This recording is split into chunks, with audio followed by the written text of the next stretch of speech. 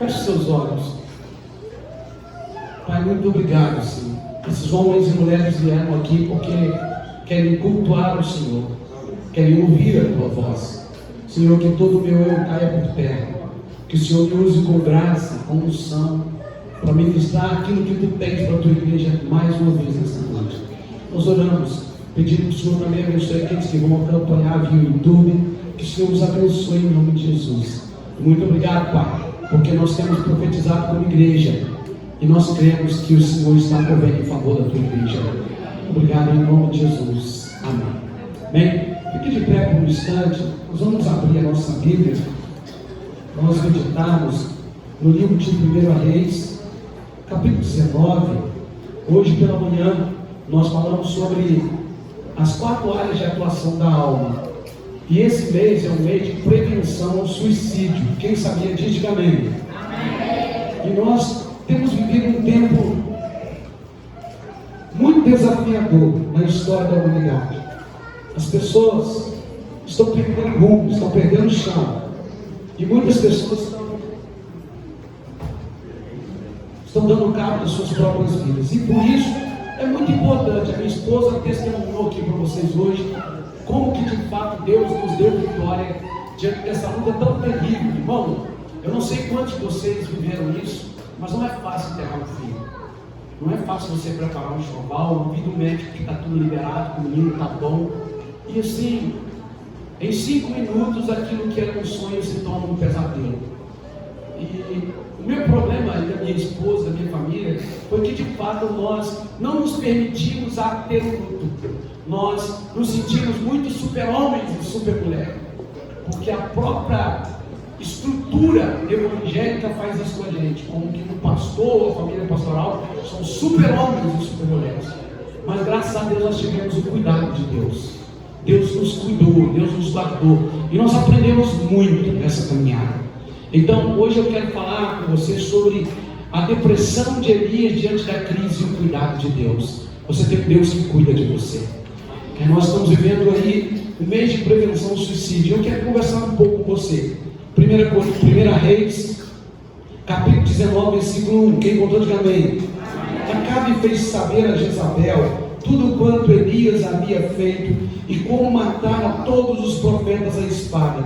Então Jezabel mandou um mensageiro a Elias a dizer-lhe: faça-me os deuses como lhes aprouver, se amanhã, a esta hora, não fizer eu a tua vida como fizeste a cada um deles.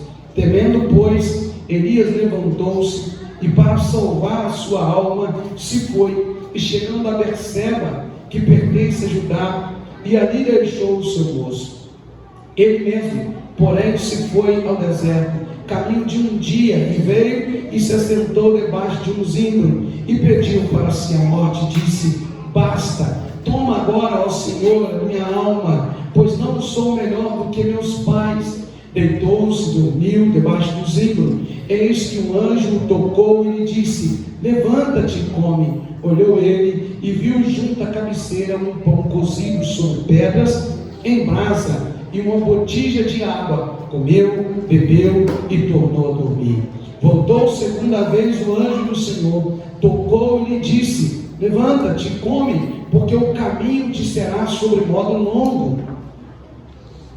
Levantou-se, pois, comeu e bebeu, e com a força daquela comida caminhou 40 dias e 40 noites até Horebe, o monte de Deus. Ali entrou numa caverna, onde passou a noite, e eis que lhe veio a palavra do Senhor e lhe disse: que fazes aqui, Elias?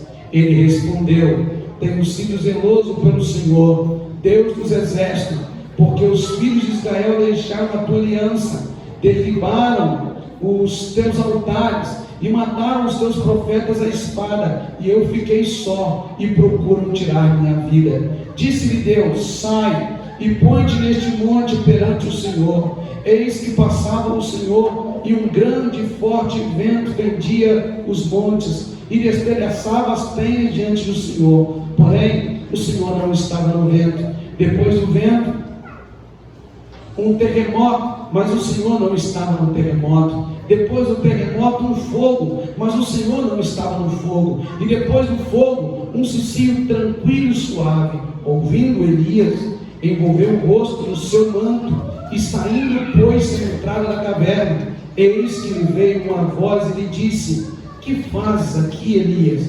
Ele respondeu: tenho sido em extremo zeloso pelo Senhor, Deus dos exércitos, porque os filhos de Israel deixaram a tua aliança, derribaram os teus altares e mataram os teus profetas à espada, e eu fiquei só e procuro tirar minha vida. Disse-lhe o Senhor: vai, volta ao caminho para o deserto de Damasco, e em chegando lá, unge a Azael rei sobre a Síria, e Jeú filho de Nise ungirás rei sobre Israel, e também Eliseu filho de Safate de Abel-Meola ungirás profeta em teu lugar. Amém? Pode se assentar. Amados irmãos e irmãs, hoje eu quero pregar sobre o seguinte tema: a depressão de Elias diante da crise e o cuidado de Deus.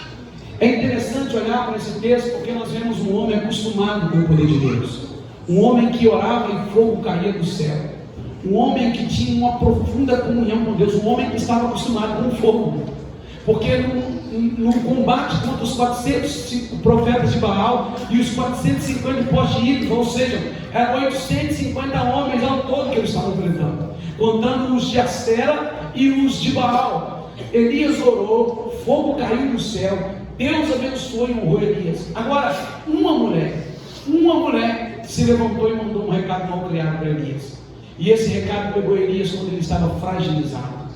Ele não teve medo de enfrentar Acabe, ele não teve medo de enfrentar os profetas de Baal, ele não teve medo de enfrentar ninguém, mas no momento em que ele baixou a sua guarda, que o cansaço tomou conta dele, chegou o recado de uma mulher, e o recado de Jezabel era: eu vou te matar como você matou os meus.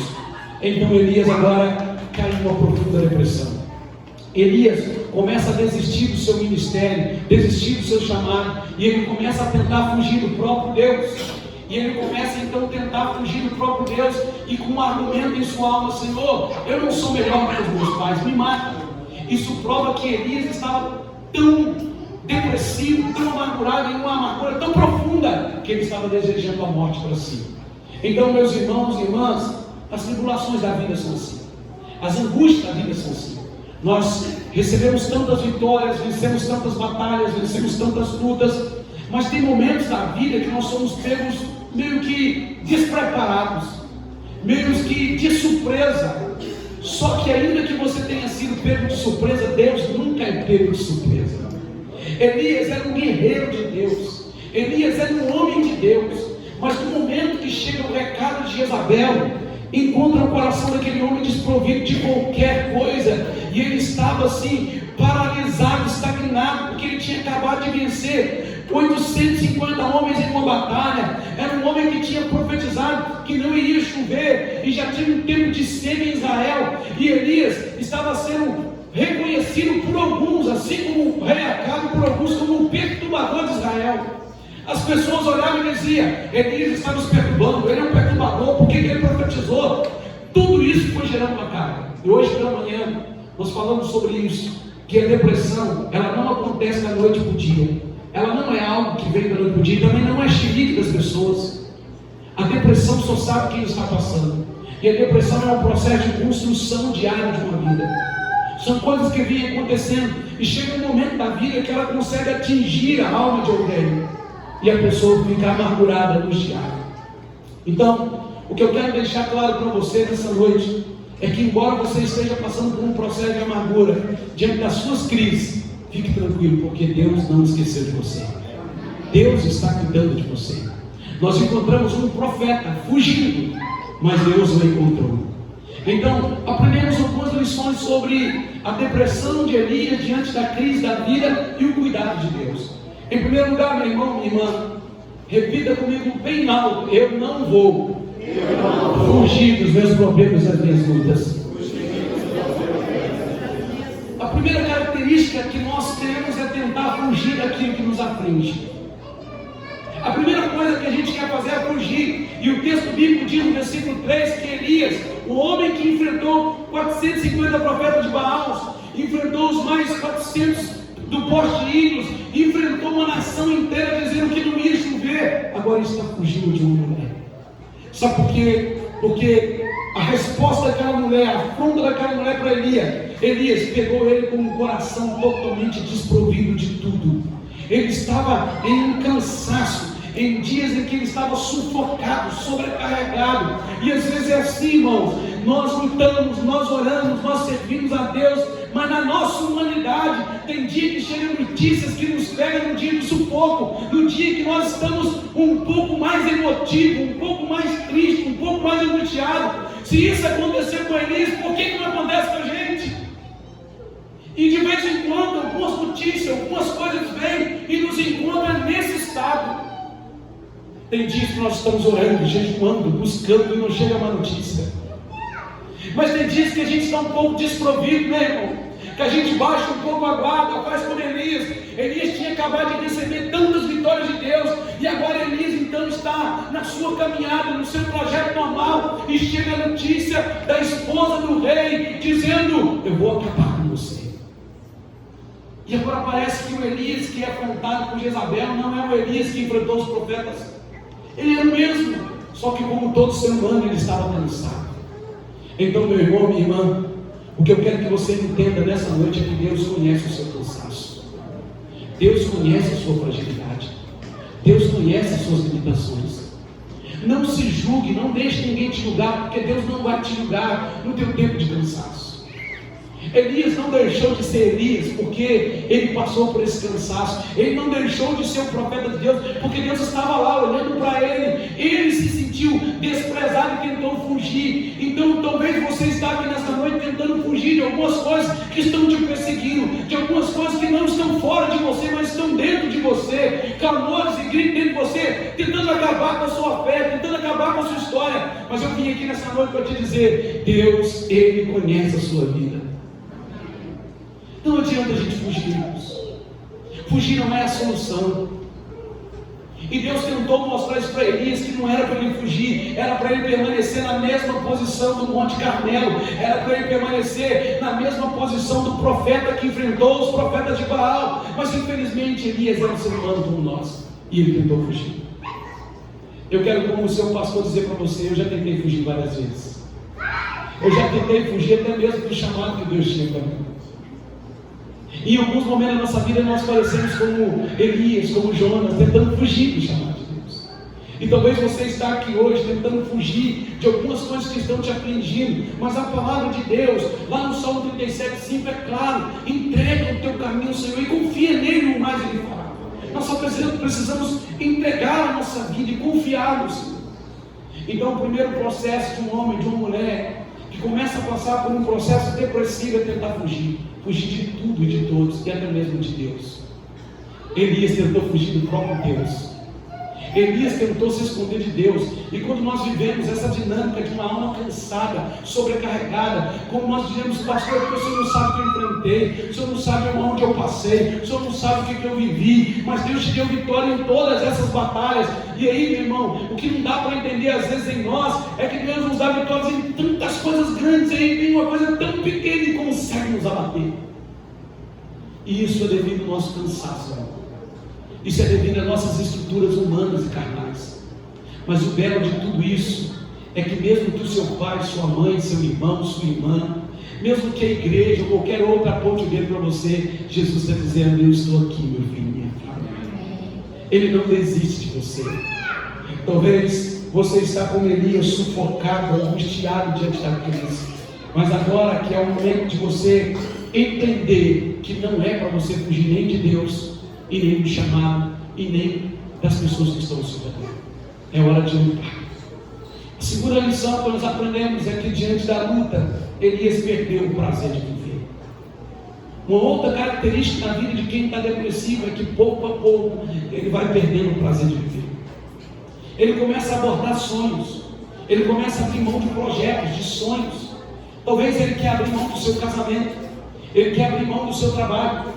ele quer abrir mão do seu estudo, qualquer outra coisa, ele começa a abortar sonhos, ele quer abrir mão do ministério de louvor, não quer mais cantar no louvor, não quer mais ficar na portaria da igreja, não quer mais trabalhar de culto, ele começa a abortar sonhos diante da luta, e é isso que Elias tentou fazer. A Bíblia diz que Elias pegou o seu moço, deixou o seu moço em um determinado lugar. Com isso Elias estava dizendo o seguinte: eu estou abandonando o ministério profético. Elias estava dizendo o seguinte: Senhor, nem vou passar o meu cajado para ninguém. Deixou o moço dele, e Elias tentou fugir do chamado de Deus, porque o processo depressivo fez com que Elias pedisse a morte para ele.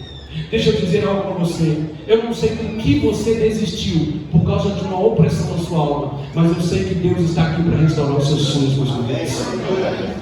Eu não sei o que você desistiu. Você pode ter desistido, mas Deus não desistiu. Elias desistiu e fugiu, mas Deus foi atrás de Elias. Sabe, Elias desistiu, pegou o seu moço e disse: ó, fique aqui porque eu estou indo, esquece o chamado, esquece tudo, agora eu estou indo, eu não quero mais isso na minha vida. Elias desistiu diante da crise. Quantos pais já desistiram dos seus filhos? Quantas esposas já desistiram do seu casamento? Quantos crentes já desistiram de ir para o céu, irmão?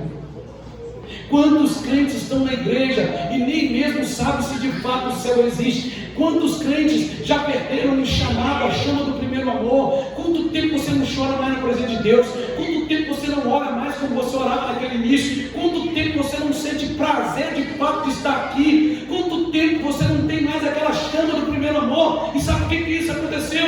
Porque a sua alma foi sendo angustiada por coisas humanas. E aí você cansou. E aí você faz como Elias: quer saber uma coisa? Não faça mais nada na igreja. Quer saber uma coisa? Não, você é a esposa que eu era. Não, você é o esposo que eu fui. Você começa a abortar os seus sonhos. Você deixa de ser o esposo exemplar, o esposo exemplar, o filho exemplar, o servo exemplar, porque você vai abortando os planos dos sonhos de Deus. É exatamente isso que a depressão faz na vida de um homem. Olha o que diz o versículo de número 4, olha o que diz aí o versículo número 4. Ele mesmo, porém, se foi ao deserto, caminho de um dia, e veio, assentou-se debaixo de um zimbro, e pediu para si a morte, disse: basta, toma agora, ó Senhor, minha alma, pois não sou melhor do que os meus pais. Sabe, Elias agora, um homem que orava, fogo caía do céu, um homem cheio da graça de Deus, agora ele está numa baixa autoestima terrível e desistiu da vida. Irmão, eu louvo a Deus, porque eu já disse aqui outra vez, eu tenho que tomar cuidado, irmão, porque quando eu olho no espelho eu digo: que menino bonito. Eu tenho que tomar cuidado, irmão, porque eu olho no espelho e digo assim: que baixinho, que pretinho bonito. Mas não foi sempre assim. Eu tive os meus traumas. Já contei várias vezes para você. Eu vim de periferia, eu tive os meus traumas, não tive pai em casa, eu fui ferido, machucado, e eu também abortei muitos meus sonhos. Eu tentei fugir de Deus, mas Deus veio ao meu encontro e disse: não, é hora de parar, vamos caminhar, porque eu tenho mais para a tua vida. Então não importa o que está oprimindo a sua alma, não importa o que está te cansando, não importa, irmão, como você está. O que importa é que não é hora de você morrer, não é hora de você parar. Elias pediu a morte, mas Deus disse: não, Elias, eu tenho mais planos para você. Deixa eu dizer algo: se você deitou e levantou, é como diz Lamentações 3:21, as misericórdias do Senhor é a causa de não sermos consumidos, e ela se renova a cada manhã e não tem fim. Se a misericórdia se renovou, Deus tem plano para a tua vida. Então não desista da vida, não desista de viver, porque ao contrário do que muitas pessoas acham, que o suicida foi lá, suicidou, tirou a sua vida, mas tem muitos suicidas que estão andando, que já desistiram de viver, já pararam de viver, só está empurrando, só está tocando a vida. Só que Deus tem planos para você, Deus tem projetos para você. Ainda que você tenha desistido de viver, Deus ainda tem planos maravilhosos para a sua vida. Por isso o tema da mensagem é a depressão diante da crise de Elias, mas o cuidado de Deus. Elias estava em crise, mas Deus nunca está em crise. Nós podemos passar por crise, mas o céu está sempre na harmonia. A nossa crise não atinge Deus. A nossa crise não consegue desestabilizar Deus, porque Deus é Deus. Elias estava desestabilizado, querendo a morte, mas de repente a voz de Deus vem e diz para Elias: Elias, caminha mais um pouco, vamos mais um pouco. Agora, por que é que Elias ficou desse jeito? Provérbios capítulo 4, versículo 23 nos explica, diz assim: sobre tudo que se deve guardar, guarda o teu coração, porque dele procede a fonte de vida. Elias não guardou o seu coração, e a afronta do diabo de Jezabel chegou exatamente e pegou o coração dele desprovido. Sabe qual é o grande problema nosso? É que às vezes a gente não guarda o nosso coração. Guarde o seu coração, meu irmão, meu irmão. E só tem um jeito de você guardar o seu coração, sabe qual? Salmo 119, versículo 11: escondi a tua palavra no meu coração para eu não pecar contra ti.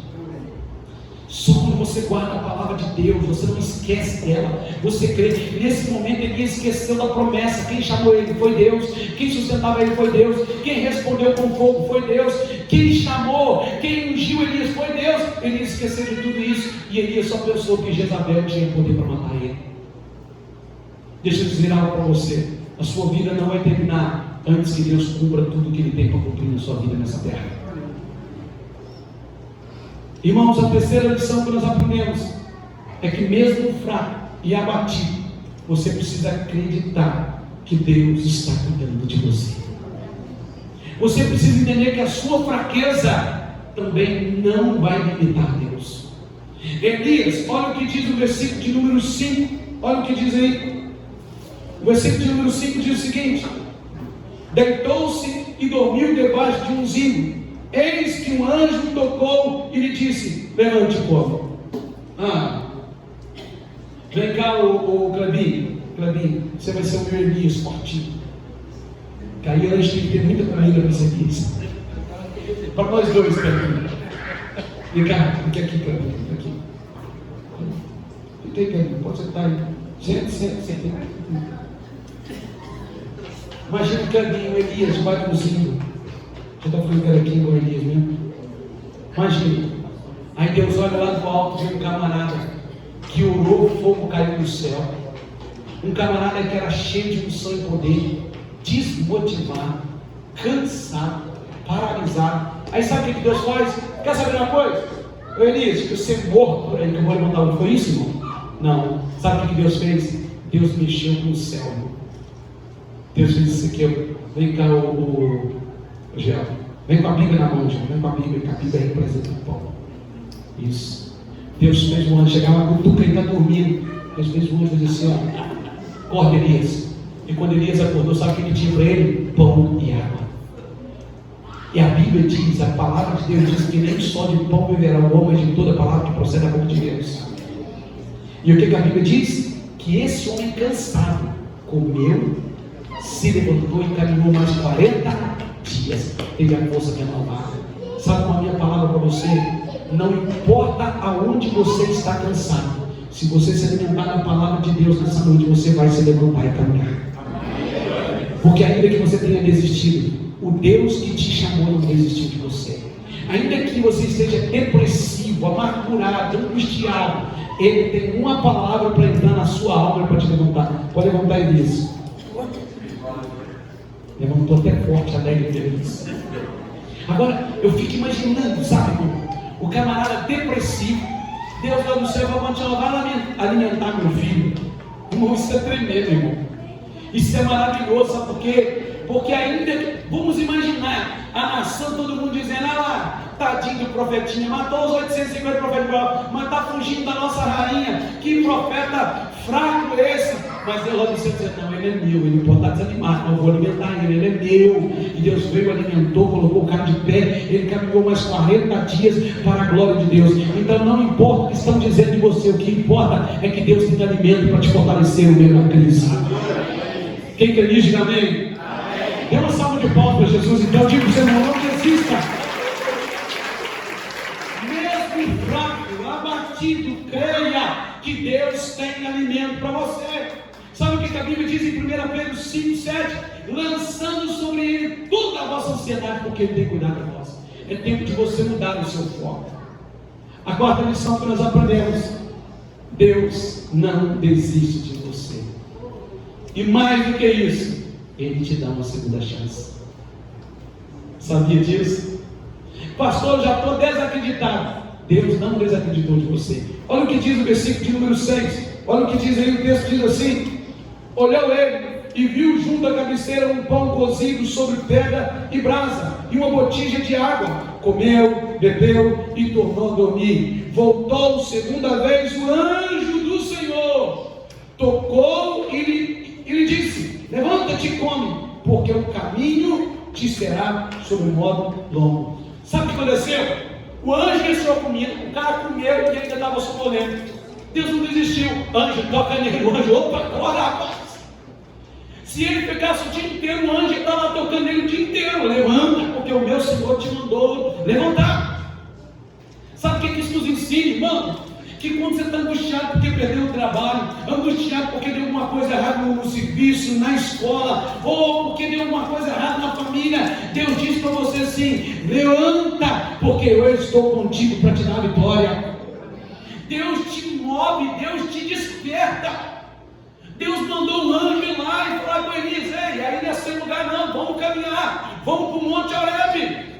Vamos para a caminhada que eu tenho para você. Então, por mais depressivo, por mais angustiado que esteja você que está aqui dentro, e você que vai me ouvir, não sei em que lugar você vai estar nesse país, mas não tire a sua vida, não acabe com a sua vida, porque Deus tem plano para você. Deus tem projeto para você. E eu termino com a quinta e última lição. Elias, apesar de tudo, conhecia a voz do seu Senhor. E esse é o ponto primordial. Você precisa conhecer a voz de Deus. Sabe, o texto diz, olha só, no versículo de número 11 ao 13, olha o que o texto diz: disse-lhe Deus: sai e põe-te neste monte perante o Senhor. Eis que passava o Senhor, e um grande e forte vento fendia os montes e despedaçava as penhas diante do Senhor, porém o Senhor não estava no vento. Depois do vento, um terremoto, mas o Senhor não estava no terremoto. Depois do terremoto, um fogo, mas o Senhor não estava no fogo. E depois do fogo, um cicio tranquilo, suave, e Deus lá estava. Sabe o que é interessante? É que Deus é um Deus estratégico. Elias estava acostumado a ver fogo cair do céu, mas naquele momento não adiantava Deus falar com fogo, não adiantava Deus falar com terremoto. Então eu não entendo que Deus disse: Elias, sai para fora, eu estou mandando. Não, eu entendo que Deus disse: Elias, meu filho, sai para fora. Eu entendo que Deus falou doce, suave com Elias. Sabe, uma palavra que entrou no coração de Elias e fez ele entender que ele era importante para Deus. Mas Elias só pôde ouvir essa palavra porque ele, mesmo na sua crise, tinha intimidade com Deus. É como a minha esposa disse, mesmo em toda a crise que ela passou, quantas vezes eu tive que viajar para pregar fora, ou para ir para a universidade, para fazer algumas outras coisas, e quando eu chegava, estava lá minha esposa, às vezes chorando, mas buscando o Senhor, orando o Senhor, e Deus deu vitória.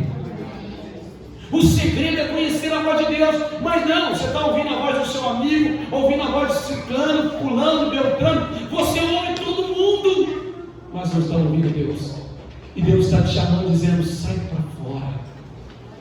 A caverna não é o seu lugar, o isolamento não é o seu lugar. Sai para fora, vem para fora. Deus está te chamando com uma voz doce, suave. Deus está te chamando porque Ele quer te curar, Ele quer te restaurar. Não importa as feridas que foram abertas, não importa o tamanho do machucado na sua alma, mas é como diz Apocalipse 3:20: eis que eu estou à porta e bato, e se alguém ouvir a minha voz, abrir a porta, entrarei, cearei com ele, ele comigo. Deus está te chamando como chamou Elias.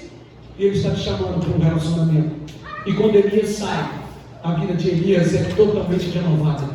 E quando nós vamos continuando lendo o texto da história de Elias, o que acontece? Elias é tomado, Deus o leva para morar com ele. Sabe por quê?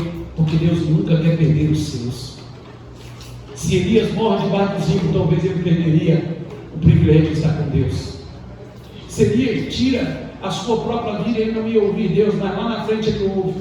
E Deus então prepara Elias, dizendo: ó, prepara um sucessor para você, porque eu vou te levar para morar comigo. E então, passa uma carruagem de fogo, depois você continua lendo o texto bíblico, e separa Elias de Eliseu, e Elias sobe em um redemoinho. Muita gente entende errado, acha que ele foi na carruagem. Não, a carruagem separou os dois. Leia o texto que você vai ver isso. E ele subiu no redemoinho para morar com o Pai.